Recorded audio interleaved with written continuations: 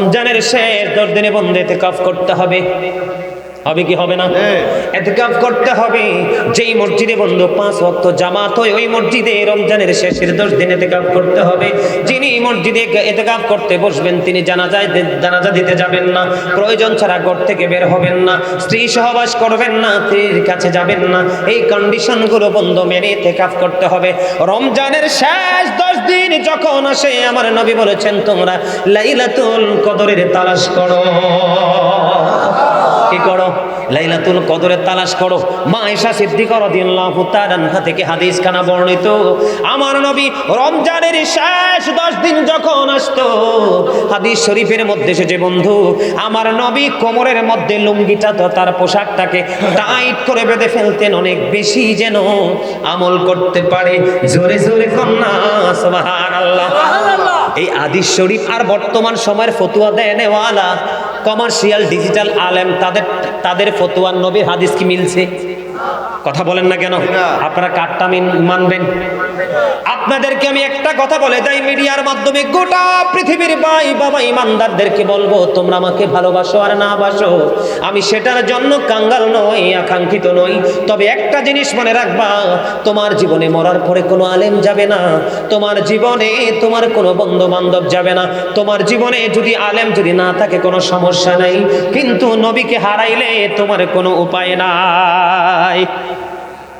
কিটা ওরে বাপ রে বাপ, ক্যাডারে লিখে দিছে এটা তো সালাক আছে তো, কে লিখে দিছে? হ্যাঁ ঠিক আছে ঠিক আছে, সুন্দর আছে, এই সুন্দর লেখা লেখছো, আমি রাজি আছি, শোনাবো, অসুবিধা নেই, তুমি মনে করে দিও আমারে। আমার কথা কি আপনার বিরক্ত হন?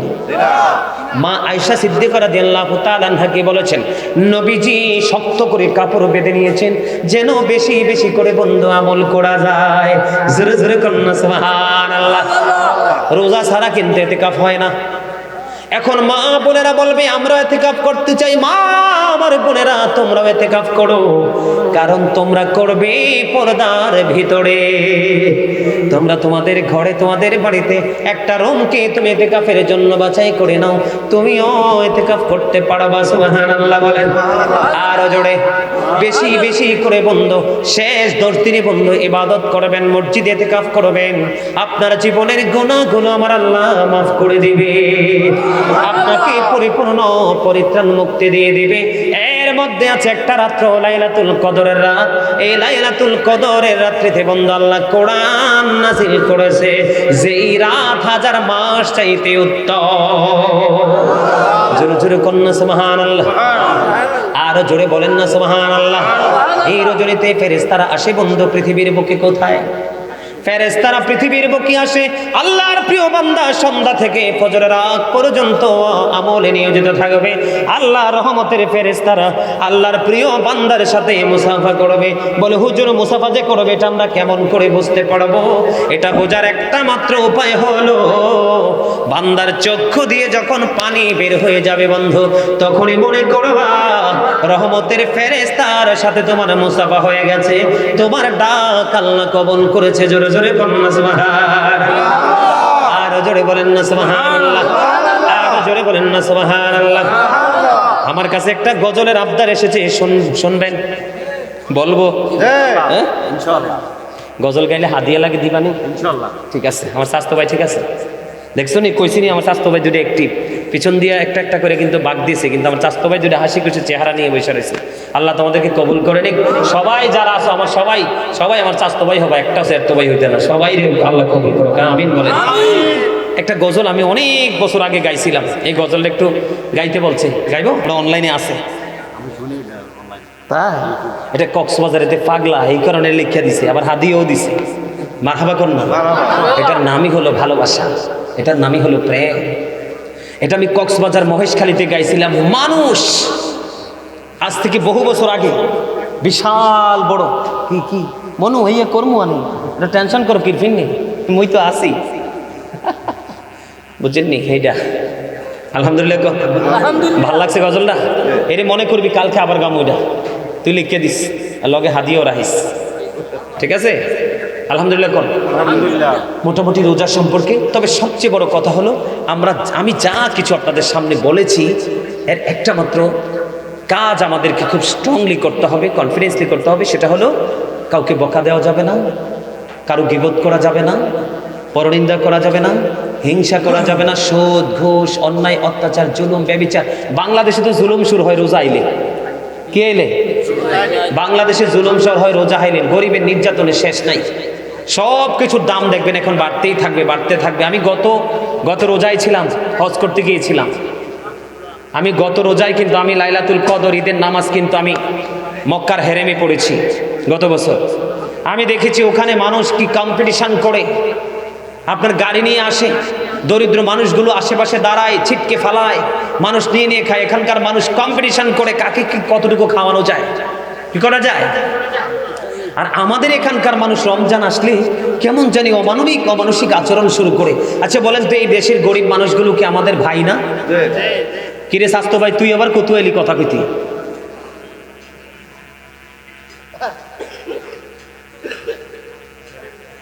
একটু মজা করলাম আর কি, তুমি লজ্জা পাইও না, বসো। তুমি শেষের দিকে আসছো, শেষ ভালো যা, শেষ ভালো যার। দেখবেন জলায় যখন আমরা মাছ ধরতে নামি, ওরে বাপরে সুইটারি সব দিয়ে আগে শেষ, বেলুন জাল দিয়া, এটা দিয়া এইটা দিয়া, আর তো পানিত নাই। এবার নিচেরটার আশা করে বোয়াল মাছ হঠাৎ করে মাথা দিয়ে উঠছে, আর কার ফলত তুলে যে পড়ছে লইয়া বাড়ির, ঠিক কিনা বলেন? এরকম না বিষয়টা? সব সময় মজা হয় শেষে। কি হয়? মজা হয় শেষে। আর জোরে বলেন।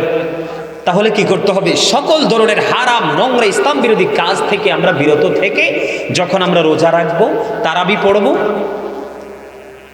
তাহলেই আমরা পরিপূর্ণ রোজাদার হয়ে ওই রাইয়ান নামক জান্নাতের গেট দিয়ে অতিক্রম করার সক্ষমতা আমরা অর্জন। কালকে মনে রাখবি লাইলাতুল কদর নিয়ে এবং রোজা মানে কাজা কাফারা কিভাবে দিতে হবে, কেন দিতে হবে, সেই বিষয়ে আলোচনা করবো আগামীকালকের মাহফিল। এটা মনে রাখবি তুই। কথা কি বুঝতে পারছেন? তা আমি বলেছিলাম আমার লেখা গজলটা আমি আরো একবার শোনাবো আপনাদেরকে, আমার কাছে ভাল লাগে। এটা শেষ করে আমি আজকের আলোচনা শেষ করব। আপনারা কেউ যাইন না তো আমারও কাছে নিয়ে? ও আচ্ছা আচ্ছা, আপনারা আসলেই সলিড লোক। তাবারুক নাই, এই জন্যই তো উপস্থিতি একটু কম কম, হালকা হালকা। তাবারুক থাকলে তো এখানে ভিড় থাকতো। কাজের কাজ করছো ভাই তুই, তোমরা কমিটি লোক, এইটা একদম কাজের কাজ। ইমানদার আর মুনাফিক সিনার উপায় হয়েছে এইটা।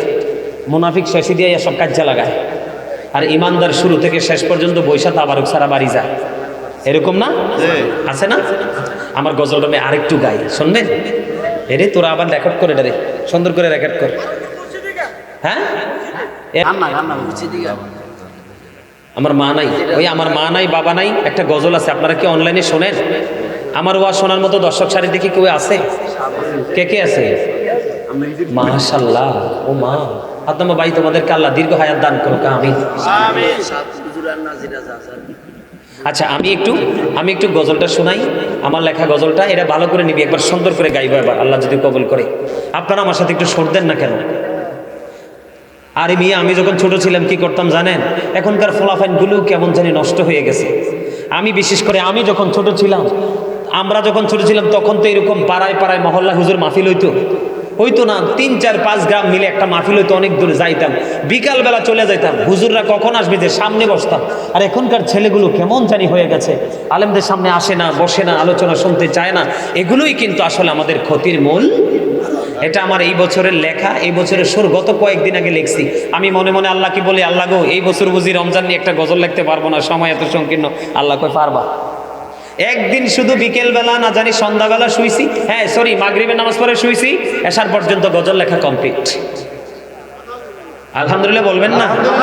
আরে ভাই, পড়াশোনা ওয়াজ করা এগুলো এক জিনিস, কলম ধরা কিন্তু আল্লাহর খাস রহমত, মদিনাওয়ালার খাস নজরি করম, ঠিক কিনা? আরে জোরে আমি আবার গাই, আপনারা আমার সাথে একটু সুর দিবেন, আমি খুশি হব। এসেছে রমজান, এসেছে ভোর, পাগল পাড়া মমিন। এসেছে রমজান, এসেছে ভোর, পাগল পাড়া মমিন।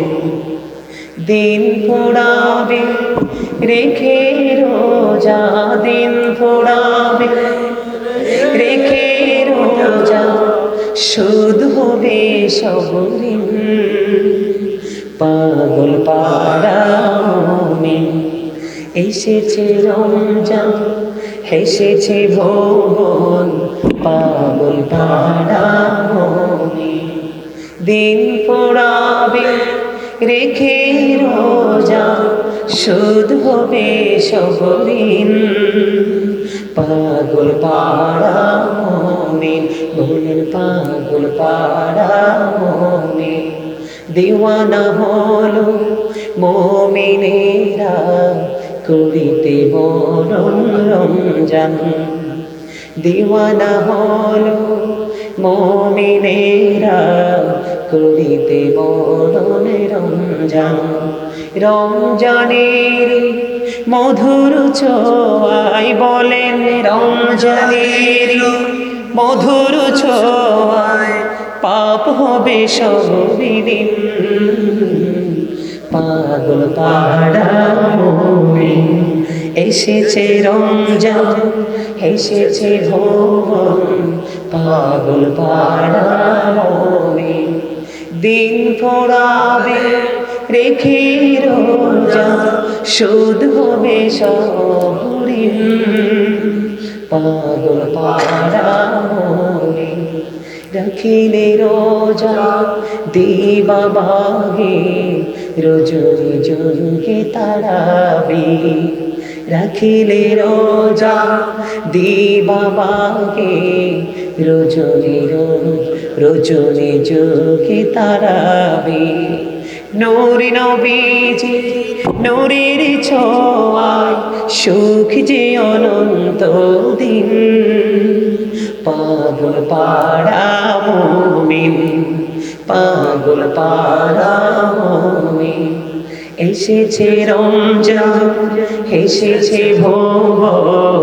পাগল পাড়া মুমিন, দিন পড়াবে রেখে রোজা, বলেন দিন পড়াবে রেখে রোজা শোধ হবে সবদিন। পাগল পাড়া মুমিন, দিওয়ানা হলো মুমিনেরা করিতে বরণ রমজান। দিওয়ানা হলো মুমিনেরা করিতে বরণ রমজান। রমজানের মধুর ছোঁয়ায়, রমজানের মধুর ছোঁয়া পাপ হবে সবদিন। পাগল পাড়া মুমিন, পাগল পাড়া মুমিন, দিন পড়াবে রেখে রোজা শোধ হবে সবদিন। পাগল পাড়া মুমিন। ভালো লাগছে না? আমি যে এত সুন্দর করে কলম ধরলাম, সুর দিলাম, গাইলাম, তারপরেও মনে হয় যে আমি আরো গাই। কারণ এই রমজান, এই গজলের মাঝে আছে রমজান ঘিরে এক মধুর প্রেমের প্রকাশ। ঠিক কিনা বলেন? আল্লাহ যেন আমাদের সবাইকে কবুল করেন, সকলে বলেন আমিন। নুরু ভাইয়ের একটা গজল খুবই পছন্দ, আপনারাও আশা করি পছন্দ করবেন। উনি আমাকে মাহফিলে আসার আগে দাওয়াত যখন দিয়েছে তখনই বলছে, ভাইয়া এই গজলটা একটু কিন্তু গাইতে হবে। আমি গজলটা গেই, তারপরে আমার একটা অপশন, সেটা শেষ করে আপনাদেরকে নিয়ে বিদায় হব। শুনবেন একটু গজলটা? আমার মা নাই, আমার বাবা নাই, দয়াল রে দয়াল, আমার কি মা ডাকার সাদ নাই রে, আমার কি বাবা ডাকার সাদ নাই রে, বলেন আমার মা নাই, আমার বাবা নাই, দয়াল রে দয়াল, আমার কি মা ডাকার সাদ নাই রে। ঘরে যাইয়া সবাই দেখে মা জননীর মুখ, বাবা যখন মাথায় হাত দে ভুলে যাই সব দুঃখ। আমার মা নাই, আমার বাবা নাই, দয়াল রে দয়াল, আমার কি মা ডাকার সাদ নাই রে, আমার কি বাবা ডাকার সাদ নাই রে। ঘরে যাইয়া সবাই দেখে মা জননীর মুখ, বাবা যখন মাথায় হাত দে ভুলে যায় সেই সব দুঃখ শয়নে স্বপনে শুধু মা তোমার কথা মনে হয়, কতদিন দেখি না তোমার, ভুলে কি গেছো আমার, ভুলে কি গেছো আমার ভুবন জুড়ে শুধু দুঃখ জ্বালা, কে আর পরাবে আমায় সুখের সীমানা। আমার ভুবন জুড়ে শুধু দুঃখ জ্বালা, কে আর পরাবে আমায় সুখের সীমানা। কপালে কে দেবে আর কাজলে রুটি, তুমি জেনে ধরা শয়নে স্বপনে শুধু মা তোমার কথা মনে হয়। মারহাবা বলেন। মা বাবাকে ভালোবাসতে চান না? রমজান মাস আসছে, মা বাবাকে বেশি বেশি করে আদর দিবেন, তারা যা চায় তা দিবেন। যেমনি তারা রোজা রাখতে পছন্দ করে তেমনি তাদেরকে রোজা রাখতে সুযোগ করে দিবেন। কারণ আপনার আমার গায়ের চামড়া দিয়ে যদি মা বাবাকে তোষক বানিয়ে শুইতে দেই, তারপরেও ঋণ। মা বাবা অনেক অমূল্য সম্পদ, যেটা পৃথিবীর কোনো কিছুর বিনিময়ে খরিদ করা যায় না। কিসের জন্য?